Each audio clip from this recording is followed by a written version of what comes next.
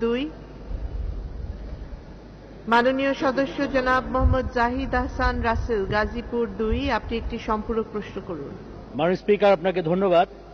আমি প্রথমে আমার বক্তব্যের শুরুতে এই বিজয়ের মাসে সর্বকালের সর্বশ্রেষ্ঠ বাঙালি জাতির জনক বঙ্গবন্ধুকে বিনম্রভাবে স্মরণ করে আমার প্রশ্ন শুরু করছি।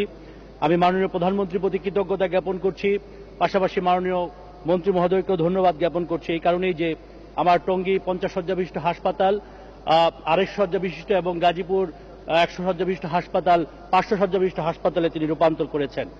কিন্তু মাননীয় স্পিকার, আপনার মাধ্যমে আমি মাননীয় মন্ত্রী মহোদয়ের কাছে জানতে চাই, আমার 50 শয্যা থেকে 250 শয্যা বিশিষ্ট হাসপাতাল করার জন্য যে অবকাঠামো কাজ ইতিমধ্যে টঙ্গীতে শেষ হয়েছে, কিন্তু 1 বছর ধরে সে অবকাঠামো পড়ে আছে, কিন্তু 250 শয্যার কার্যক্রম এখনো শুরু হয় নাই।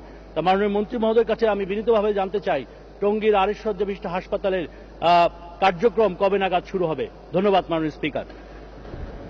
ধন্যবাদ মাননীয় সদস্য। মাননীয় মন্ত্রী। মাননীয় স্পিকার, এ ব্যাপারে আমি জানি মাননীয় স্পিকার, কিন্তু এখানে অর্থ বরাদ্দ এবং অন্যান্য কতগুলো অসুবিধা সমস্যার সমাধান হয় না বিধায় একটু দেরি হচ্ছে, বিলম্ব হচ্ছে।